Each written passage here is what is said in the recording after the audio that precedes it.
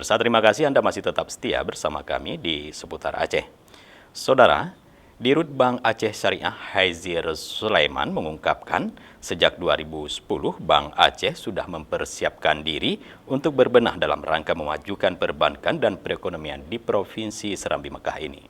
November ya, November 2020 itu berada pada angka 25,7 triliun. Hal itu dikemukakan Direktur Utama Bank Aceh Syariah Haizir Sulaiman dalam gathering bersama insan pers di salah satu hotel berbintang di Banda Aceh Selasa siang.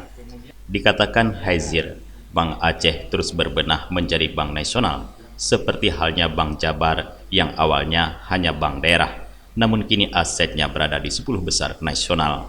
Sementara itu, Ketua PBI Aceh Tarmilin Usman mengungkapkan para wartawan di Aceh mendukung penuh kebijakan untuk meningkatkan perekonomian di Aceh.